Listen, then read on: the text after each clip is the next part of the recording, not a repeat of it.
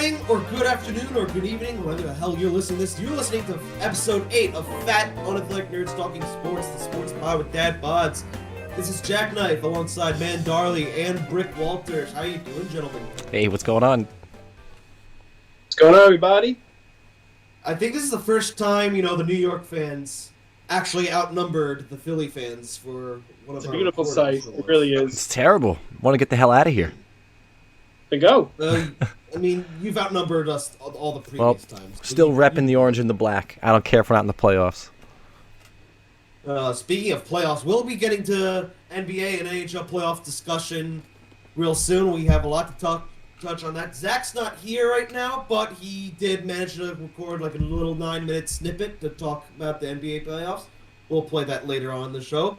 But first, let's go to college football. Dan, I'm looking at the rundown you put. You have a lot of thoughts on, college football and, any conference realignment. What do you have to say about that? I'm not gonna lie. As much as everyone loves the summer, I'm not a big fan of the summer because of the excruciating humidity. And what made me think cooler thoughts was that I was going on Facebook and my Notre Dame Fighting Irish.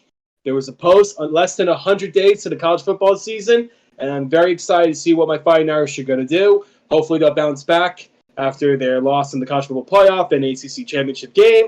And we're under 100 days left to the college football season, but we're also under 3 years from the NCAA conference realignment, which is something that everybody is talking about. I mean, right now we're probably going to see a crazy landscape change, especially one brought about by COVID-19 in the next few years. Different opponents, different setups, and really it's all about the dollar. And that's something I think we should all talk about because, it's exciting. I mean, I love college football, and I can't wait to see what the future holds for it. Where do you think Notre Dame's going to go? Honestly, where do you think they're going to be realigned to if they go to a conference?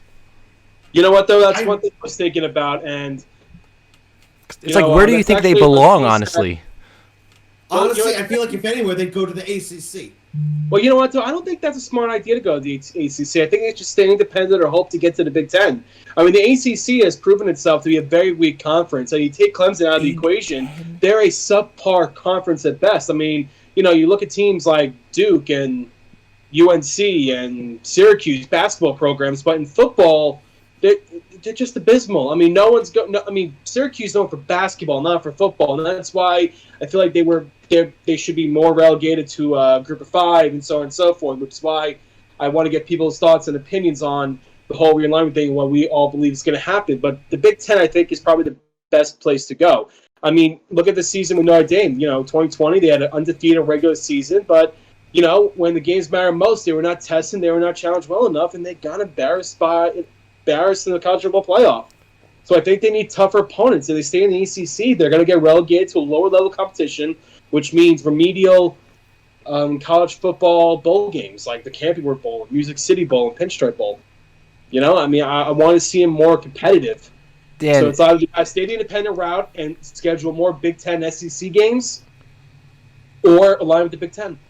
All right, I don't want to cut Jack off here, but if you really want to put Notre Dame in the... I did.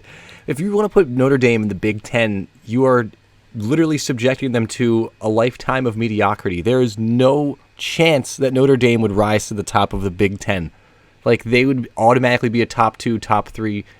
They'd be lucky to be a top 4 team. If you put them in there against Penn State, Ohio State, Michigan, good luck, man. They have beaten Michigan in the past. They have beaten some of their Big Ten counterparts. I know Ohio State is definitely a big challenger but on a yearly basis, Wisconsin. And this year, for example, we do have Notre Dame and Wisconsin play each other at Soldier Field in Chicago. And this would probably be a very big test for the program. I mean, the problem is that I don't want to see them in a conference where they're gonna, go 10-0 every year. But then they'll be in the college football playoff and get embarrassed, or just miss the college football playoff, play a real opponent that gets slaughtered, or play a remedial opponent and win a bowl game that no one cares about. I mean, that's happening now as an independent. Anytime they go to the college football playoff, or when they went to the championship in 2012 or 2013, whichever year it was, they get flat out embarrassed by Clemson or some SEC school. The only time they actually held their own against an SEC school, if I'm not mistaken, was New Year's Day 2018 when Boykin had that miracle catch against the LSU Tigers. And that's when we all introduced to Ian Buck, the infamous 4th-round pick for the New Orleans Saints in this year's draft. I mean, again, I would rather them be in a competitive conference, play competitive teams, get their ass to the next couple of years, because, it's a formula that doesn't work. I love seeing them win all these games, but then again, you look at their schedule, and the crazy thing is you can go online and look at their future schedule, and they can tell you exactly who they're playing. They already got 5 ACC games scheduled on tap with 3 determined dates, 2 dates to be determined in the year 2037. Wow. Okay, so it's like what we do. We're gonna stay in the ACC, beat 10 teams, go 10-0, go 12-0 every year, have a great season. Woohoo! We're beating these teams by 30, 40 points, and then we play a competitive program. Then we get slaughtered, and our chances to hope for another miracle Moses Boykin catch, or we go to we go to a better conference. We get our asses kicked for the next couple of years. We go 500 a little bit, probably paying remedial bowl game here and there because they probably will get into a Music City Bowl or a Pinstripe Bowl, and then build a competitive, better program to go moving forward. All right. Hey, what do you want to do? Want to see them win 10 and go 10-0 and get embarrassed in a meaningful bowl game, or would you rather them take a step back, take a step back, develop this big program, keep doing what they're doing best with the offensive defensive lines, and keep strengthening their game, strengthening their core, and recruiting well, especially with Big Ten competition now, putting them in Big Ten competition. That's my dream. And then we see more games against Michigan, we see more games against Penn State, we see more games against Wisconsin. We renew the rivalry. And then we go on and we beat these teams. I call Zach crazy for Rutgers going into the Big Ten, and you know what though? I was telling him Rutgers in the Big Ten, it's all about the money. It's not about this. It's not about that. But you know what though? When I deep dived in, and this is a piece that Zach Daniels and I are writing about with Rutgers, whether or not they deserve to be in Big Ten. I'm saying that they shouldn't. He said he should. When I read his arguments, I read his review. It's like, wow, you know what? There were a lot of internal struggles that Rutgers went through that kind of hindered them when they started in the Big Ten, which kind of explained why they've been so poor for so long in this conference. And maybe this year, they said, hey, listen, though we went 3-6, we played competitive, we won some games that we thought we were going to lose, and we're in the next 2 years we have a chance to prove ourselves. Nope. Got to get him out. I'm sorry that Zach's not here because that's the only thing I wrote down on this topic was Rutgers out. Rutgers out. I'd be okay with swapping in Notre Dame for Rutgers because they'd be more competitive. But Rutgers has got to get out. The funny thing is we bashed about Rutgers. What about Maryland? They're the other team that's on the East Coast and on the East Coast of the Big Ten, and they're just horrible too. They're also a subpar club in the Big Ten. I remember them being decent growing up too. Let's get rid of Rutgers. What about Maryland?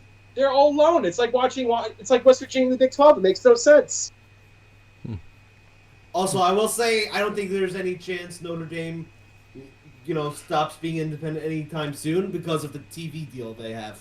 Well, yes, exactly, but that's a lot of money for the only way I could see them aligning with any conference that matter with Notre Dame is if they're able to keep that NBC deal, or they work out a deal for additional conference games to play in that network where Notre Dame gets a primetime slot and they get a cut of all the other games. That's the only way I'm going to see them, join a conference where their NBC deal is still intact. But they're such a nationally recognized brand because Notre Dame reminds me of Howard Stern. You either love the guy or you hate the guy. You either love the Fighting Irish or you hate the Fighting Irish. But you never go around, everywhere I go, say, do you like Notre Dame? You either say, oh yeah, I love Notre Dame, or people will go, oh, screw them. Go Michigan, go Ohio State, join a conference, you jagoffs. Here's the one thing I don't get, though, Dan, about Notre Dame. It's like they're basically the Yankees of college football. Would you agree?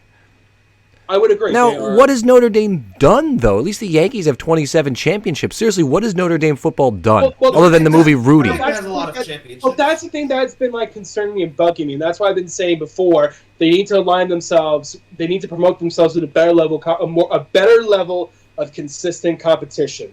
And by staying in the ACC, they're not getting that competition. Because, like I said before, look at the ACC, you take Clemson out of the equation, it's a poor conference. Clemson has been carrying this conference in football for the last couple of years. It's pathetic.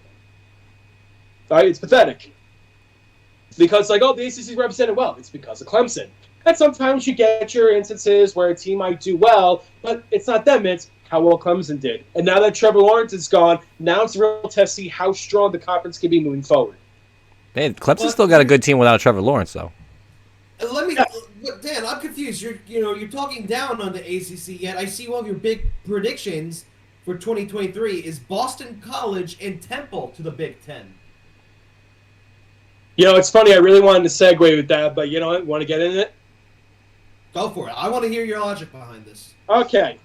So before I preface this for listeners at home, yes, I am very outlandish. I'm very crazy. I'm very wild. You can ask my girlfriend.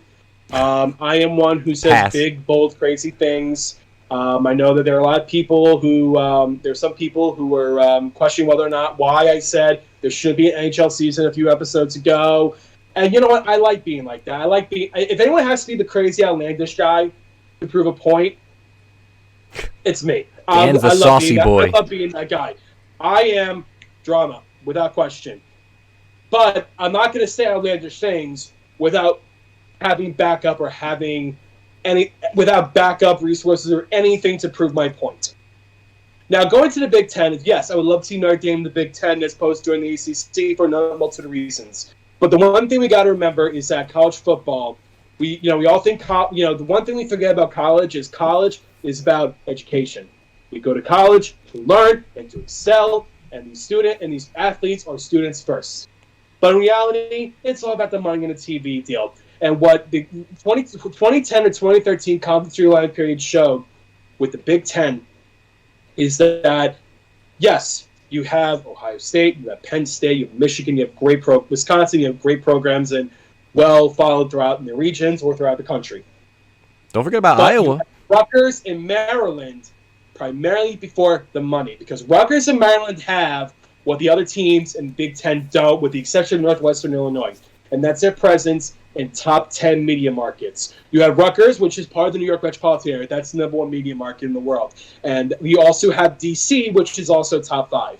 And if you add a team like Boston College and Temple into that fold, you got four teams located in top 10 media markets of New York, Philadelphia, Boston, and D.C. And that's where the money comes in. That's expansion for the conference. That's expansion for a better recruiting ground. And that is also Big Ten money, Big Ten network money. Also, the one thing that's crazy that the Big Ten has done that I've never seen was in 2017, jumping to basketball, we saw Washington, D.C. host the Big Ten tournament for men's basketball in 2018, Madison Square Garden. That's Big Ten. That's Big East territory. That was cool seeing, too. I was working in New York at the time, and I would see the Big Ten banners, and I'm walking into MSG because I used to work at 2Penn. I'm like, oh, hell yeah, this is awesome. Yeah, but it's not – Madison Square Garden is not Big Ten country. No. It's Big East country. But that's it's awesome. Big East tournament goes. Georgetown, Marquette, Xavier, St. John's, Providence, Seton Hall. Great conference, great rivalries, whether good or bad. I love watching those conference games. And when I think of college basketball, Madison Square Garden, I think Big East. I do not think Big Ten, and that's something did. Also, in addition to that, the Big Ten also put headquarters and satellite offices in New York and the D.C. area as well. They're expanding their presence. And if anything goes to show you, the last 7 years, Maryland and Rutgers did very poor, but it didn't matter because they got to expand their brands. By adding Boston College and Temple, now you have a big Northeast presence. You have 4 of the top 10 markets. Make it 5 if you count Illinois and Northwestern, because that means it's more media stomping ground for Penn State. You put a Penn State game at Temple or Rutgers, forget it. It droves of Penn State fans. Same with Michigan, same with Ohio State fans. It's all about the money. In addition to that, this might be a pleasant surprise for these areas. You got the Eagles, who live in a weird transitional period. So that could be something like, whoa, Temple's going to the Big Ten. That's crazy. Or you have Boston College, in a market that used to be dominated by the New England Patriots in terms of football. And now Tom Brady's gone, and the Patriots in 79. So probably all the bandwagon Brady fans are probably no longer going to watch the New England Patriots play football, and we're going to go back to the pre-Brady days where you could barely find a full house at Gillette Stadium. And people are like, wow, Boston College did Big Ten. That'd be great to see. That'd be great to view. And never forget that before the Patriots dynasty, they were this close to moving to St. Louis and being called the St. Louis Stallions. Never forgetty. And let's not forget that they also almost moved to Hartford, Connecticut. Yeah.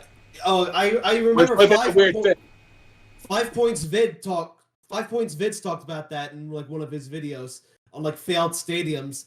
And after that fell through, the mayor of Hartford was like, from now on, I'm a Jet fan. I'm like, you idiot. And you know what? In addition to that, Boston College and Temple did have rivalries with Rutgers and Maryland in the past, so that ignites some rivalries. In addition to that, Boston College is part of the ACC, and we're seeing a lot of teams from the 2010-2013 conference realignment regret being in the ACC. I remember reading a couple articles where Syracuse and Louisville were like, what have we done? What are we doing in this conference? We don't fit, and it's not working out well for us. And Temple, too. Temple is in a weird limbo with the American Athletic. I mean, I don't know what, they... And again, with how their conferences align, geographically doesn't make sense at all. So I feel like because of the market presence, now again, I am not saying Boston College and Temple are going to the Big Ten anytime soon. I see this as a fraction of a fraction percent chance ever being thought about by anyone else but me.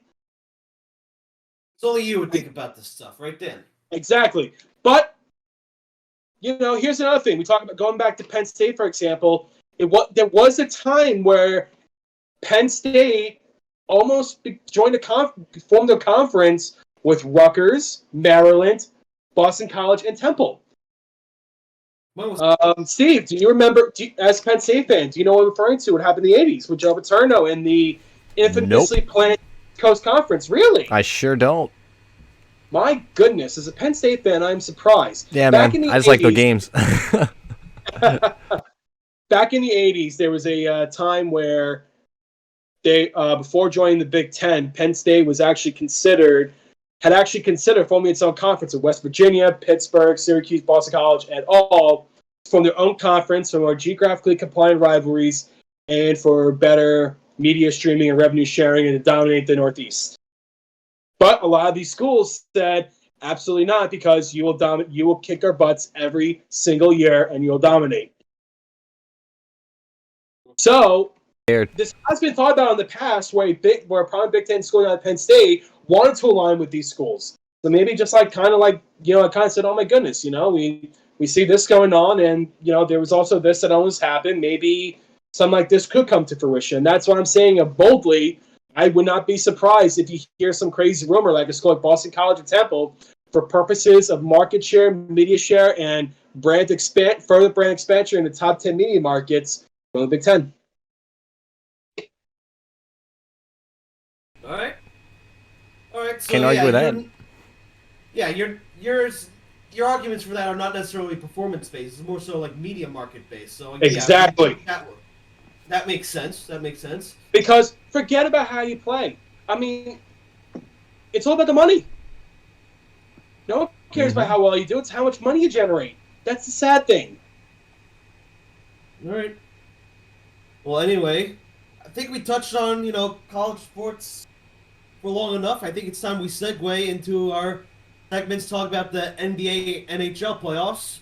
Zach's not here, but we're going to toss it to him when he's going to give his thoughts on this next round of the NBA playoffs. Take it away, Zach. Zach Daniels here, just coming in, dropping a little recap of what's going on in the NBA playoffs. I've been watching it pretty closely, I think, as much as I can. The West Coast games are really hard to keep up with. They're so late at night. I'm enjoying all these games that I tune into, besides maybe the Nets ones. And we'll get to that in a little bit. But, yeah, good playoffs. And we, right now, are down to 8 teams. Right now, it's the Sixers versus the Hawks. We got the Bucks versus the Nets. The Clippers versus the Jazz. And the Suns versus the Nuggets. We're going to start this off with my favorite team in the whole playoffs, the 76ers. So, before I even get into the Sixers and the Hawks right now, I just wanted to highlight the fact that there's only 8 teams left, and only 3 of them have even won a championship. The Hawks won one in 1958, the Bucks were in 1971, and the Sixers were in 1983. So, we're about to crown a champion for the first time in a very long time. And the rest of the teams, by the way, the rest of those teams after those 3 have never won one. Never won a championship. The Nets, the Jazz, the Suns, the Clippers, and the Nuggets have all not won one. That is absolutely insane to me. So, Sixers and Hawks, right now it's even. This is being recorded today. It's even 1-1. Joel Embiid had a torn meniscus and missed the last 2 games of the Wizards series. And he comes back. We didn't think he was going to play for this series. We thought we were going to sit him out and he was going to have to try and get healthy for him to come back in. Not the case. Not the case at all. He actually was balling in Game 1 and continued to ball in Game 2. Game 1, though, went to the Hawks. They had an unbelievable first half. They were leading by 20 after the first half. And the Sixers had a pretty good rally from behind, but they still lost by 4. It was an exciting game, 128 to 124. Game 2, different story. The Sixers... The Hawks were hanging around. They were being a little bit annoying. But the Sixers came out on top pretty handily. And it also, that was the Shake Milton game. Because coming off the bench, I mean, Shake has been bad off the bench. He's only a bench player, but he's been bad off the bench for months. And all of a sudden, you know, he was non-existent. And he didn't play until the middle of the third quarter. The bench did not have a single point until the middle of the third quarter. They put Shake Milton in. He starts rattling off points, knocking down 3-pointers.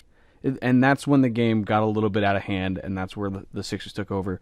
Ultimately, I think they take this in 6. I think they're going to have 2 games in Atlanta. I think they split there. I think even though they're very good on the road, I think they'll split with Atlanta. Because, I mean, you know, it's just the home court advantage. But I don't think it's not the same as in Philly. But I'm just going to give it to Atlanta because they look like they can scrap. They can scrap pretty good. So I think they're going to fight and stay in this at least until we get back to Philly and the Sixers close out in Philadelphia.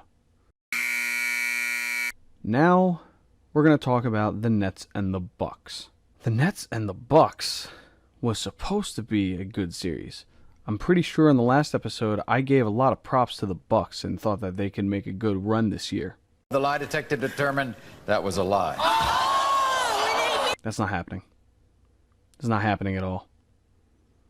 Game 1 was a little bit close, but you know the Nets handled it.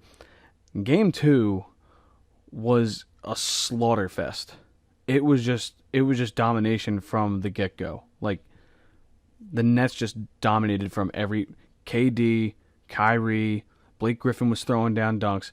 I mean, there was no stopping them. There's no stopping them. And if the Nets keep playing, and the Nets didn't have James Harden. They did not have James Harden. That series is already over. They're going back to Milwaukee, but that series is already over in my eyes unless the Bucks make a dramatic turnaround. Because they looked lifeless. I don't know how they're going to recover from that. I don't know how good Giannis is going to have to play. They're going to need Chris Middleton to step up. You know, they need the other guys because Giannis can't do it all. It's the way it is everywhere. Chris Middleton, I think, can do it, but I think he could step up and really help the Bucks. But I don't. The Nets are just too loaded right now, and I think the only people that can really give them a run for their money is Philadelphia with a healthy Joel Embiid.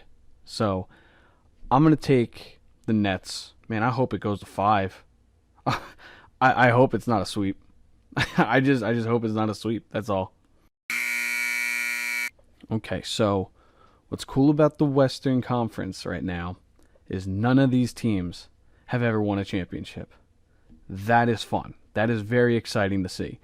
I'm going to go into the Suns versus the Nuggets because the Nuggets won against the Blazers in what I thought was the most fun playoff series I had seen in quite some time. The Nuggets and the Blazers had some great games. There was that double overtime Nuggets win, which was where Dame Lillard Damian Lillard went absolutely insane, and they still lost. It's just, I feel so bad for them. But the Nuggets and the Suns I think is going to be just another good series. But I do think the Suns will take this one. Just because outside of Jokic for the Nuggets, I just feel like the Suns are clicking right now. And with CP3 at the helm, Devin Booker can go off any moment, and he can put up Dame Lillard numbers. Maybe not 55, but he dropped 47 to eliminate the Lakers. So, and yeah, DeAndre Ayton. I just really like that team. I just really like that team. I like the Nuggets too, but just no Jamal Murray. It's not the same. It's not. You need Jamal Murray there. They're doing fine without him. Yeah, Michael Porter Jr. You know, they got good players. I just don't think they match up with the Suns team, which seems to be on a roll right now. Yeah, really, really cool to see the Suns here too, because they sucked a couple years ago, and Devin Booker, you know, people were just saying Devin Booker was stat padding on a crappy team. Dude, he's still stat padding on a way better team. So, you know, you got to respect it. And I think the Suns will take this. I'm also going to say this goes 6 games. I think the Nuggets can win a couple. Wouldn't be amazed if this goes Game 7. I would love to see a Game 7 of this series. That would be absolutely sick. But I just think the Suns will take this one. And now we go to the Jazz and the Clippers. I think the Jazz will win ultimately, but the Clippers, I think this goes to Game 7. I think why? I'm really not even sure. All I know is that the Game 1 was intense because the Clippers had a fantastic lead going into halftime, and the Jazz came out on fire in the third quarter, and they just kept going into the fourth. They pulled it out by 3 points. So, I mean, you know, so the Jazz are up right now, but I feel like the Clippers are going to get their comeback.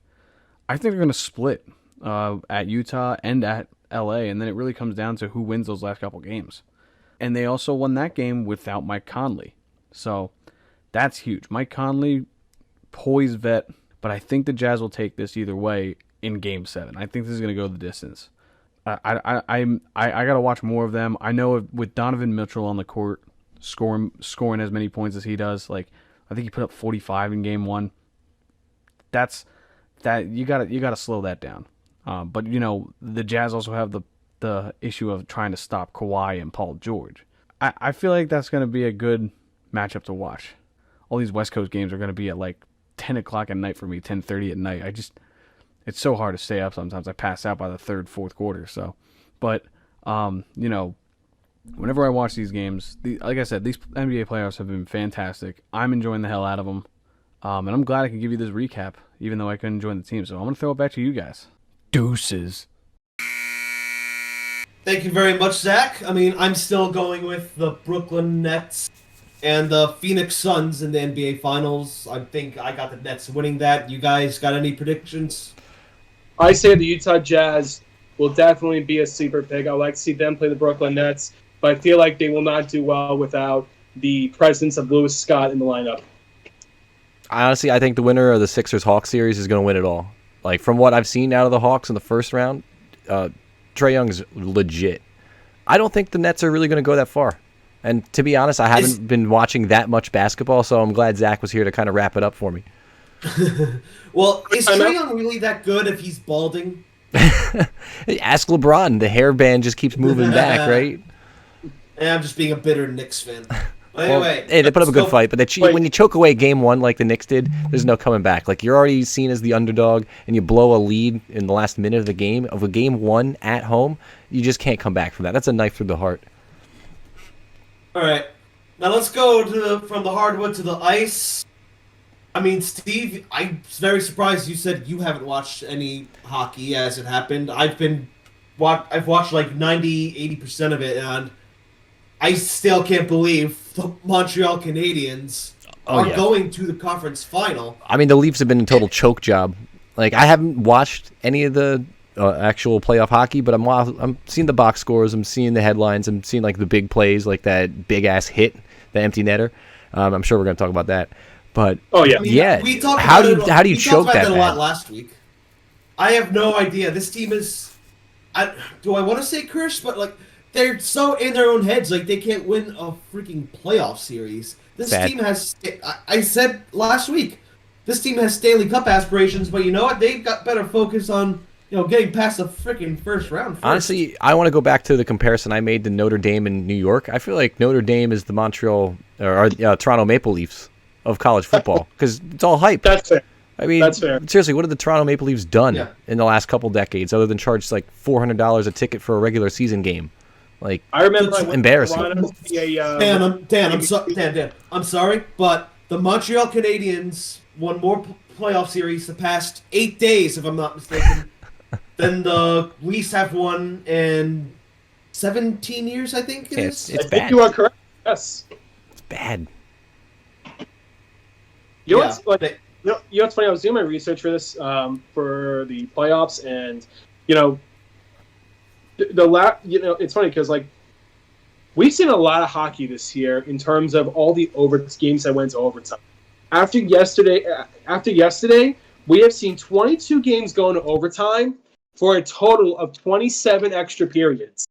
That means we basically seen a total of 9 extra hockey games these playoffs. That's amazing. Be challenge. I love it. It's great. What was I gonna say? Crap! Don't tell me. Oh yeah, because the Leafs lost. It's inevitable. They surpassed the New York Rangers for longest Stanley Cup drought by a franchise. Not exactly something to be proud of if you're me or Dan, but you know what? Hey, at least we won when there were more than 6 teams in the league. Gets the monkey off your back. I was 2 when they won the Stanley Cup, but I could say I was alive for a Rangers Stanley Cup victory. I was like 45 days old or something like that. Yeah, close enough. Yeah, I wasn't even a alive. thought in my dad's mind when the Flyers won the cup, so it's coming, right? Law of averages. Maybe next season. Yeah. Oh, now I remember what I was gonna say. My prediction for the Stanley Cup final is half dead. I predict Vegas to beat Carolina. Now Carolina has been eliminated by the Tampa Bay Lightning. And Vegas, they went down 0-2, but now they're, 1 game away from, going to the conference final, likely facing the Habs. And, don't sleep on the Golden Knights. Everyone was, saying how good the Avalanche are. And a lot of people did say that, that series practically is the Stanley Cup. I don't know if I'd go that far because Tampa Bay is still pretty good. And I hate to say this, but the Islanders, at the time of this recording, they're up 1-0 in Game 6 with a 3-2 lead in this series. Don't sleep on them either. They may be considered boring hockey or whatever the hell you want to call it. You know what? They're sound all around, goaltending, defense, offense, and they're well coached. I'm sure Matt's listening to this, getting all giddy about it. But yeah, I really, really hope that either the Bruins can make a comeback or Tampa Bay can dish them out in the next round. But yeah, I still say don't sleep on them because they are my sleeper pick to win it all. I won't be surprised if they do it. Yeah, you know what? I'm okay if the Islanders win the cup only because I have a goddaughter and her family. They're diehard Islanders fans. So for them, I hope they win so they can be happy.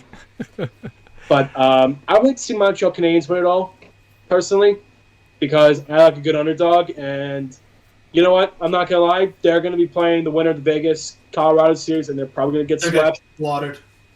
But you know what, though? It's the Stanley Cup playoffs, and strange things have happened. We mentioned 2012 while talking about Notre Dame. In 2012, Jack, this is something we don't want to talk about. The 1-seeded New York Rangers losing to the 6-seeded New Jersey Devils in 6 games, and then seeing a 6-seeded Devils take home ice in the Stanley Cup Finals against the 8-seeded LA Kings. That was wild.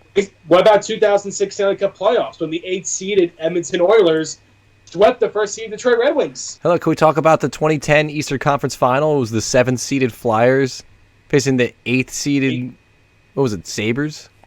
Canadians. Oh, Canadians, yeah, Canadians. They beat the Sabres. You know what's funny? I see some that was conference final. I see like one 7 and 8 in the top 2. The last time I remember seeing the Canadians in the conference finals, if I'm not mistaken, was a good run they had. 2014. That's right, 2014 against the New York Rangers. But before that, in 2010, when they were a low seed. So let's face it, the North Division is in whole is a low seed. It's like one of those like participation trophies. Okay, you have to be in there because everyone's got just tied it. All right. And the Montreal Canadiens in 2010 shocked the NHL world when they came down from where they came back from a 3-1 deficit against the Capitals in the first round, Ovi and the Caps, and then came back from a 3-2 series deficit against Crosby and the Pens, and then lost it 5 to the Flyers.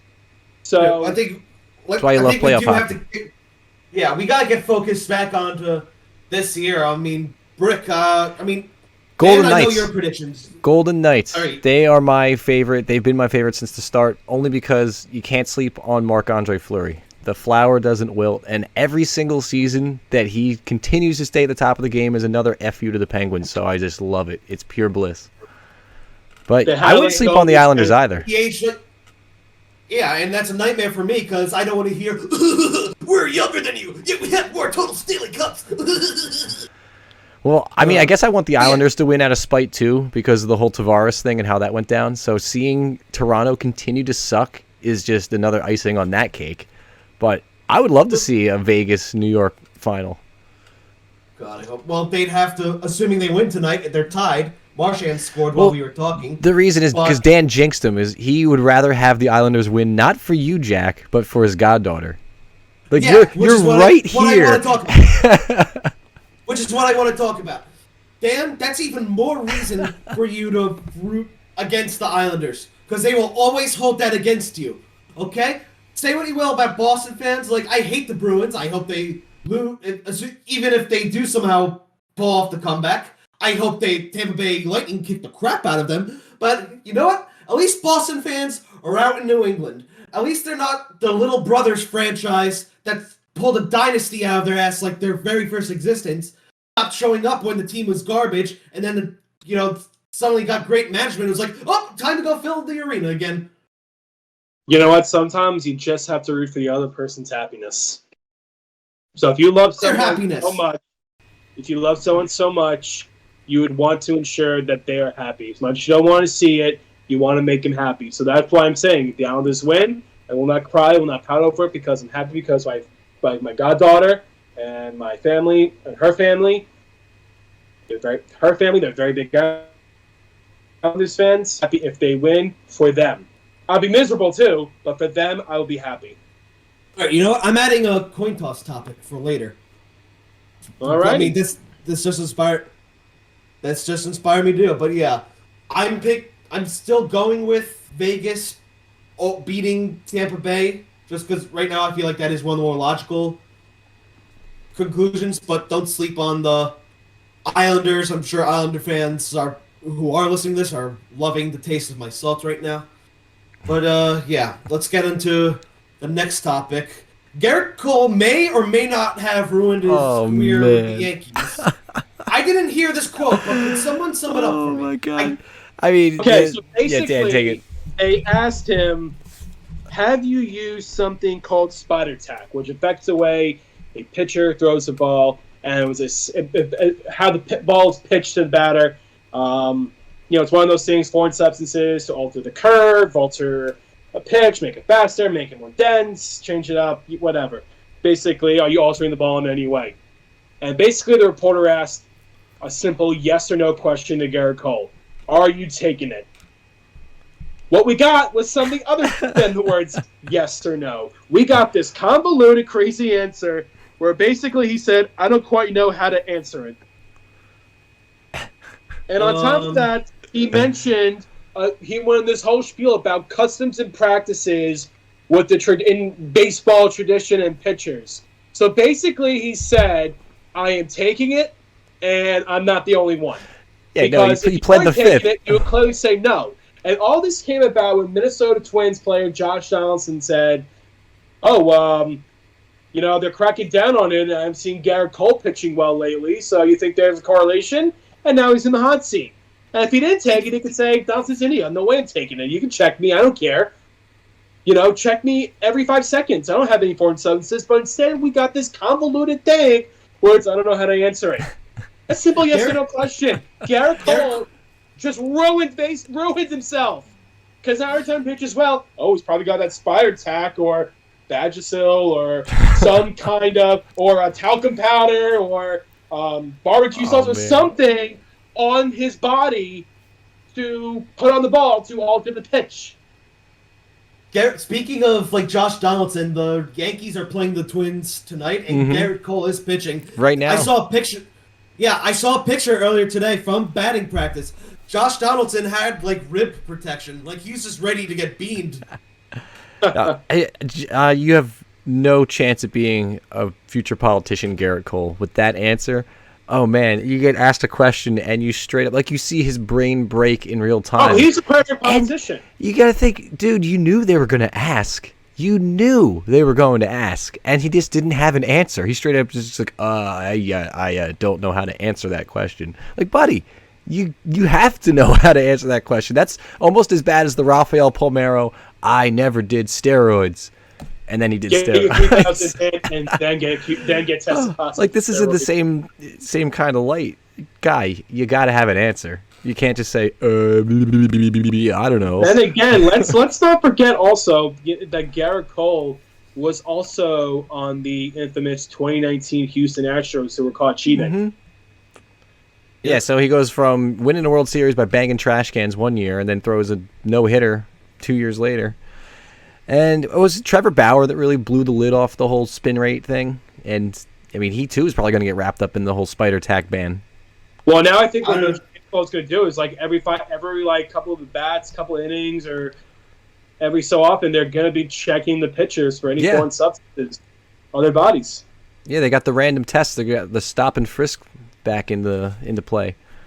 Which, I don't know. I mean, I guess good for them. I feel like it's always weird seeing when the umpire trots out to the mound, inspects the pitcher, and just tosses him out. Like, who was the Yankee pitcher that they had the thing? Pineda. Pineda? Yeah. When Pineda had all that crap on the back of his neck.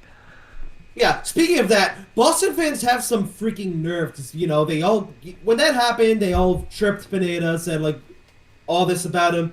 But, you know, I think either the World Series the previous year, when, you know, Boston was there, like, Clay Buchholz, I think it was, like, he had so much crap on, like, either the brim of his hat or, like, something similar.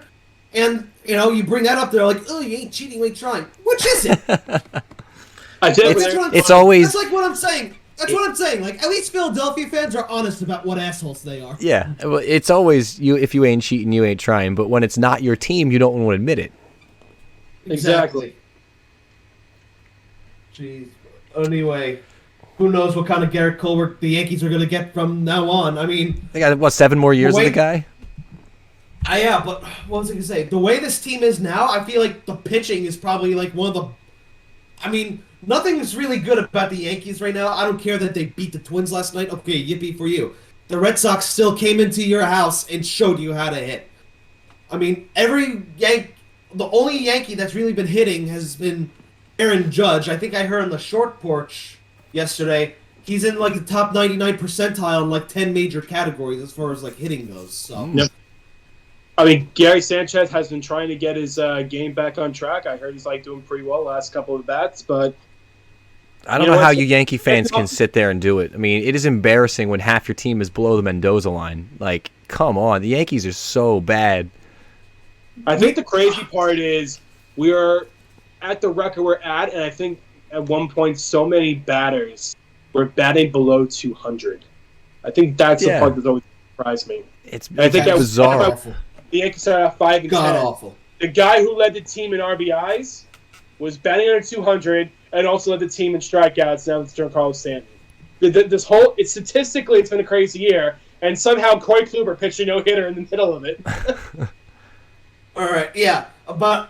Listen, I figured out what we Yankee fans need to do in order to like fix the management with this team, because I think it's from the top down and so forth. I think it was a mistake trading for Stanton. It was a mistake to let Joe Girardi go. That's why we did it. Well, at the time, I don't think anyone thought it was a mistake, myself included. Like when that trade happened, I'm thinking, oh my God, the Yankees are unstoppable. He's always hurt. 5 times. But anyway, listen. what we need to do is we need to perform some kind of blood ritual. We got to sacrifice someone and resurrect George Steinbrenner so he could go in there and clean house and go absolutely ballistic like he did when he was alive. All right, so how are we going to resurrect George Steinbrenner? Okay. Well, I'm just saying, as of right now, the to get a book middle on of the occult? not even middle of June. Right now, get one. You want to blow up the Yankees roster right now? You want to just take their lineup and you want to be sellers at the trade deadline, Jack? Necessarily, but you know what? I do want Aaron Boone out of there. That strike 3 call, that was not a strike. That was horrible. That's another He step. should have charged you up and say, listen, okay, I will take into consideration that he does have the heart condition. He has the pacemaker. But you know what? You got ejected like the game or two before, like when you're getting blown out.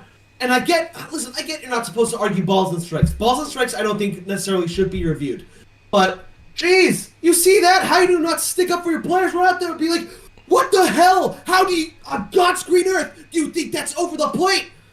Like, he probably could have, it's very possible he might have lost the locker room after that. Phil Nevin got ejected for that. You know, doing what Aaron Boone should have. All right, let's get into our coin toss topics and... Hey, you know what? I'm going to have one coin toss right now. Well, actually, we got like... That would make it 5 coin toss topics. I think we should keep it like 2 or 3. Yeah, we can go rapid fire. We can go rapid fire. All right, but quickly, I'm going to make one quick point.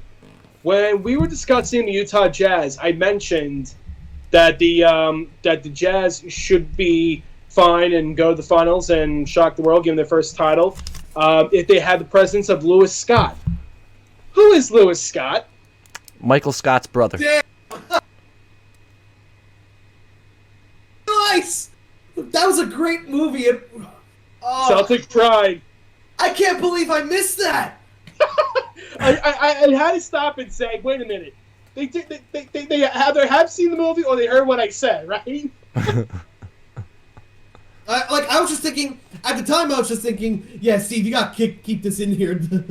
Like, I was just thinking, all right, Lewis Scott. Okay, I don't know that much about him, but I'm assuming Dan knows what he's talking about. And then when you brought him up again, it just clicked. Wow, I can't believe that went over my head. Dan Aykroyd was for anyone who isn't sure what we're talking about, watch the movie Celtic Pride with Dan Aykroyd, Damon Wayans, and Daniel Stern. If you don't know who Daniel Stern is, see Home Alone. Marv. He was Marv in. He was Marv. Yes. All right. Let's get into the coin toss. Now let's go to NFL. Julio Jones to the Titans. Who won the trade? I think this is easy. The Titans jobbed the Falcons. I think from the moment, Jones went on Fox Sports with Shannon Sharp, and it was like, oh yeah, I'm out of here. That immediately lowered his trade value, and the Falcons were probably like, oh crap, there's no way we're going to be able to get a first-round pick out of him. They didn't get jobbed like, Bill O'Brien, DeAndre Hopkins, bad, but yeah, the Titans definitely won that trade in my opinion. And they have A.J. Brown, Julio Jones, Derrick Henry, and I think there's someone else in there that I'm not picking up right at the moment. But yeah, Ryan Tannehill. Offense, yeah, Ryan Tannehill. He's just like Ryan Tannehill's just gonna go back and be like, okay, one of them's gonna be open. Yeah, I think the AFC South is for the Titans to take this year. Titans definitely won. Falcons, how could you only get a second-round pick? How do you only get a second-round pick for a guy? Yeah, he's a little injury-prone, but he's still a legitimate number one when he's healthy. And he's going to be healthy for, I'd say, at least 10 to 12 games. Well, this is what happens when you have a player verbally speak out and wants to leave. The value goes down. Can you imagine the Falcons asking for a first-round pick from the Titans? And the Titans were just like, I'm not doing that. You heard what he said. He wants to leave, no matter what you do. No matter what you do. Just saying. Yeah, I mean, it really does suck. It's really funny, though, how Julio outed himself on Shannon Sharp on his show. Oh, jeez. Like, all-time great failures. But they still could have gotten, like, a future first. I'm still thinking of this in terms of Madden trading. But I don't know. I mean, that's such a I ripoff. would have done a conditional first-round pick. Like, depending on how he does, like, you get the 2036 pick or 2038 pick. I mean, because, again, like, his value went down because of his desperation to leave Atlanta. That's why it's so far out, so many years out, but... Yeah, we can all agree, though, that Atlanta, you got screwed. They did. Yikes. And that's exactly why you don't see Aaron Rodgers moving yet, because they're not going to sell unless they get the right price. Atlanta, I don't know why they didn't have the same mentality. They just took the first bidder, it seems. You know, yeah, now that you point it that way, you know what? We all know Rodgers is going to be... Yeah, I mean, because he said, I'm going to sit out. I don't care. For me, it's not about the money. And I feel like Julio would be the same. And the Atlanta, they don't have to trade him. I guess in their mind, they're not going to get any better than a second, which is dumb. You know what would have been crazy to see? A headache for a headache. Aaron Rodgers for Julio Jones, plus additional pieces. That would have been quite a headline trade. Honestly, yeah, I would still see him tearing it up in Atlanta, but there's no way the Packers are going to trade him. They said no NFC teams. They're like, we do not want to trade him in conference, and for good reason. Well, the Jets almost got Aaron Rodgers instead of Brett Favre. They should have. All those years ago. That was their backup. They couldn't get Favre. They were going to go for Aaron Rodgers. But then again, would Aaron Rodgers been the same player had he been with the Jets? Jack, I don't know why you're so upset about the Favre year, because Favre was pretty good as a Jet. He just blew his bicep out. Yeah, and then they had the freaking Titans, Division One, and then they choked it away to Chad Pennington, who they cut that offseason for Favre. But I'm like, geez, we could have had Aaron Rodgers. God, I hate this organization. Like, I want to be I'm still excited about Robert Saleh, and then I see him in the other freaking Jets at the Islanders game. I'm like, you guys want me to root for a different team? Okay. Next topic. Okay. Will Craig and Brian Hayes have first base blunders in PNC Park, both offensively and defensively? Oh, yeah, I saw the offensively one earlier today. Is first base cursed for this team at home? Okay, let's make this quick. The first base isn't cursed. The Pirates are cursed. They should sit out for the next 3 years until they bring in a team that knows how to step on the bag offensively and defensively. The Pirates and the Royals, I feel like, are the two saddest teams in baseball, where they have like 1 or 2 good years and then 20 seasons of failure. And the Pirates are on the early part of that 20 seasons. The Royals have a World Series lately. The Royals did win a World Series lately. So. Against the Mets, I mean, that's nothing to brag about. You look at the Pirates 10 years ago when they had Kutch in his prime. They had a pretty great team, and they still did nothing with it. And now they've got a pretty shit team, and they're doing nothing with it. So, yeah, they're cursed. I'm with you on that. Those small market teams. I mean, anyway. Yep, that was quick. Next topic. Seattle Kraken gets second overall pick in the NHL draft. The new expansion franchise for the NHL. Should they keep it or trade it? Trade it. Keep it. I mean, unless the deal is like 3 future firsts and an all-star, why would you ever trade this pick? You're a brand new franchise and you got the second overall pick. Do you really want to be known as the franchise that wussed out of taking your pick? I say they would trade down and get 3 first-round picks from the Columbus Blue Jackets. I believe, if I'm not mistaken, the Blue Jackets had 3 picks in the first round. And again, I would say take that deal then. I'd take it back. Sullied by the coronavirus pandemic, where basically, I think at one point, Atu Roddy was supposed to be one of the top touted prospects, and now he's down to projected to be 20th to 25th overall. You have all these players going up and down. Yes, you have a couple of known players, but if you're Seattle Kraken building up, and teams have learned from their mistakes with dealing with the Vegas Golden Knights and how bad they threw away all these players, and they build a contending team in the process with that, they're not going to do anything great. They're not going to make these crazy deals to get these bad contracts out of their way. So I really think that the Kraken should be smart and they should build. You take the second overall pick. You can trade to any team. Heck, you can trade to Buffalo. If they'll get future first rounders and everything like that too. Or you could trade to Columbus and get their bulk of picks. With the Buffalo's not going to give up first rounds. They're in a shit show right now. But the thing about this draft, under normal circumstances, I'm saying keep the pick. But this draft is going to be so weird because of the pandemic. If I'm not mistaken, the OHL, one of the main feeder leagues to the NHL, didn't have a season this year. I think there was a few more in there that didn't have a season. Didn't the QMJHL not have a season also? No, I think they won because there was actually... Wait a minute, let me pull it up quickly because I remember seeing something crazy with in the QMJHL recently. But yeah, no draft is going to be a.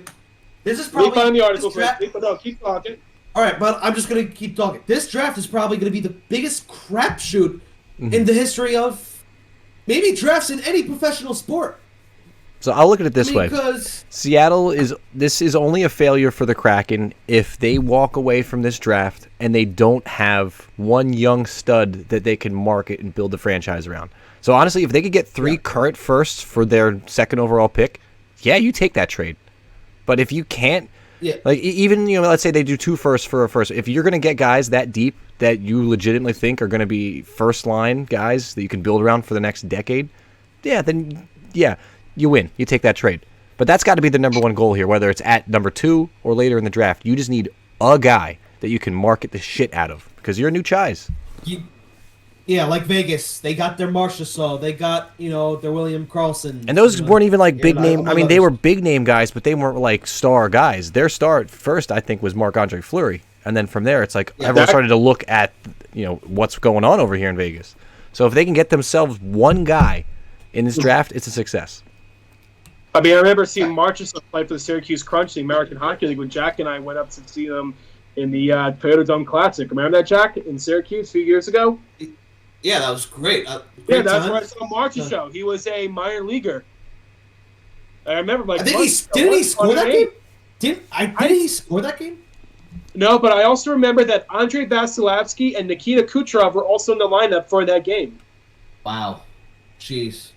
Now, going back to the QMJHL quickly, there was a champion. It was the Drummondville.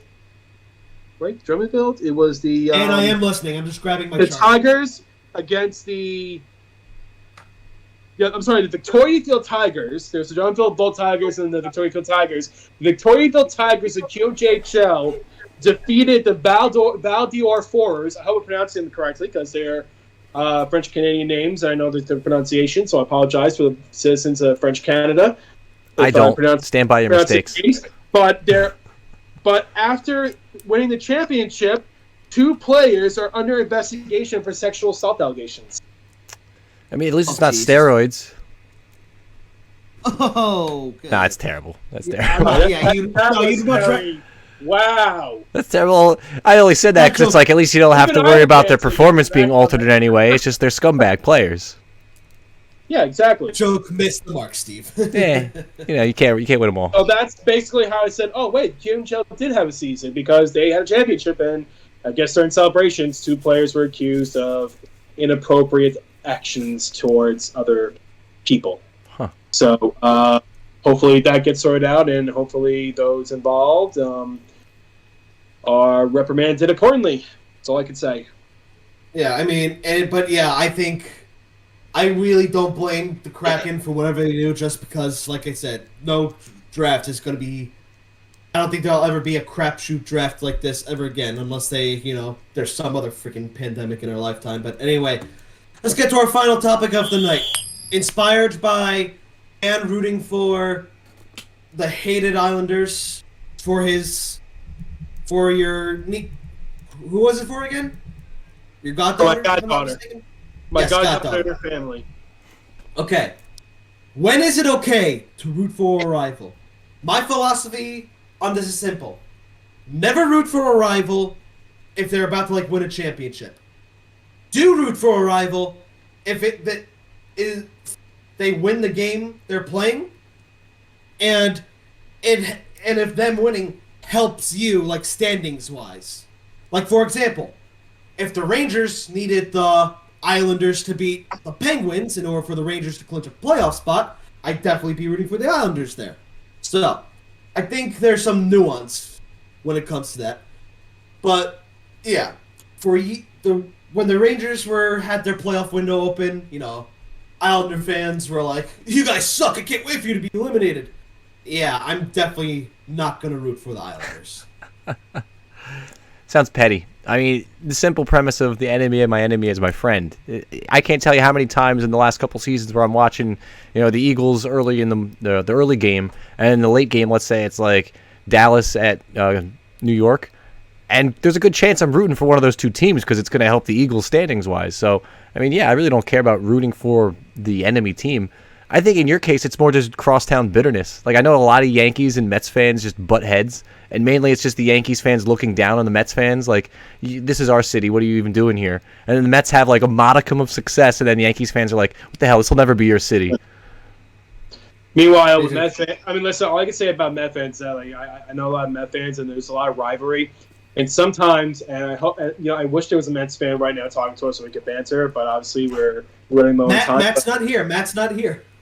Yeah, so we'll banter with them another day.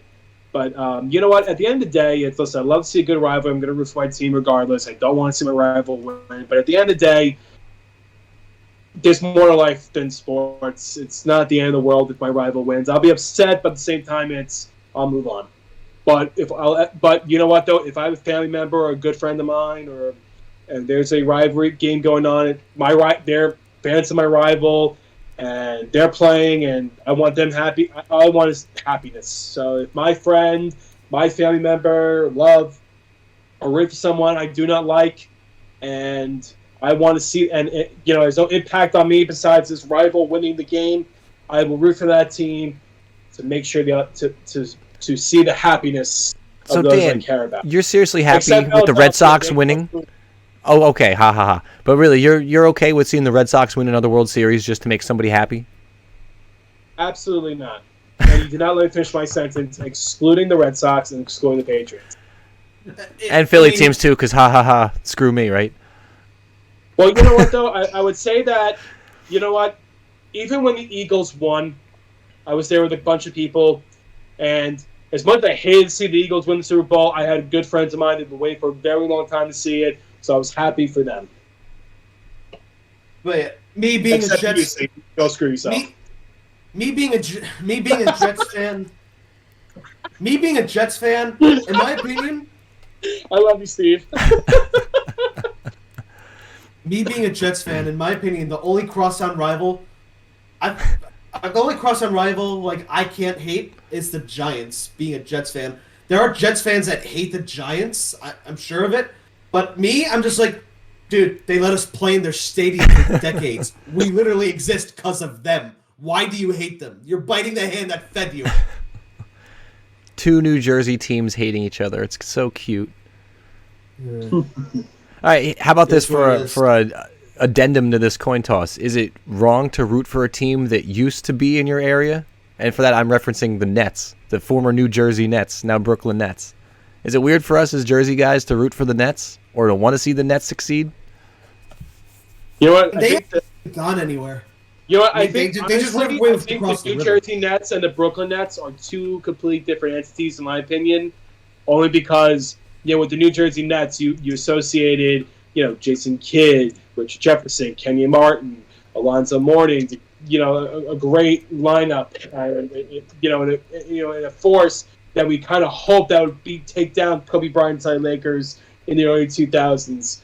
And the Brooklyn Nets, to me, I okay, they have the same name, they are the Nets, but to me, the New Jersey Nets leading for Brooklyn, I think, severed any relationship. You got to the point where Chris Christie was asked, did you want to go to the game, last game of the season with the New Jersey Nets at Prudential Center? He said, no, if they don't want to be here, why should I support them? Go, goodbye. Am I wrong? Fair enough. No, well said. So to me, I associate two different entities. Because the New Jersey Nets, I respected. It's its own thing. It's like, okay, rival the Knicks, and, it was a good rivalry. But as the Brooklyn Nets, it's completely different. I view it as two completely different entities, not as one relocation to another. It's like the New Jersey Nets died, so the Brooklyn Nets can. That's one way to look. You know what that reminds me of?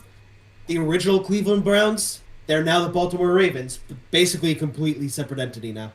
Baltimore Colts. Yep. Now the Indianapolis Colts. Yep. And I'm thinking, there's no one in Hartford that was celebrating when the Hurricanes won the Cup. Well, they were celebrating. I remember seeing a video. The Quebec faithful were in 1996. Were actually kind of had like a mini parade for the Avalanche when they won the Cup because we were the Nordiques.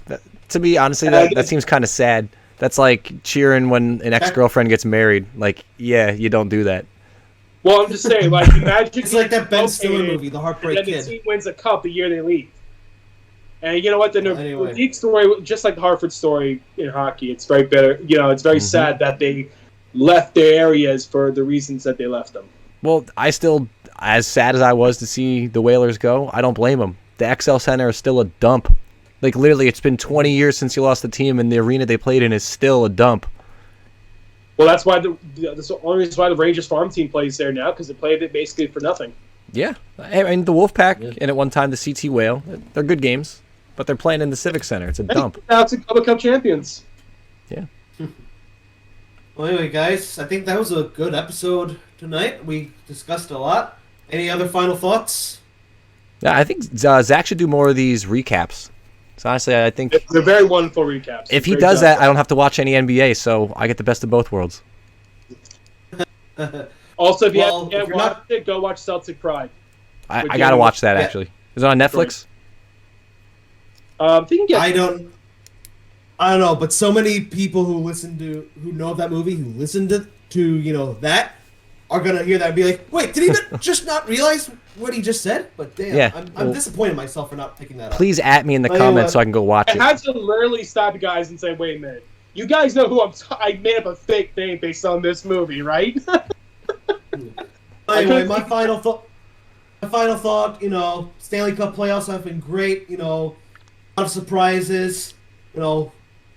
Anyone but the Islanders, but this has still been a great series between them and Boston. At the time of this recording, it's 1-1 in Game 6, so we'll see. So yeah, by the time you're listening to this, we'll know if they're moving on to face Tampa or going to a Game 7 later this week. But anyway, thank you very much for watching. Please follow us on all our social media platforms, Twitter, Instagram, at FUNTS Podcast, and at Fat Unathletic Nerds Talking Sports on Facebook.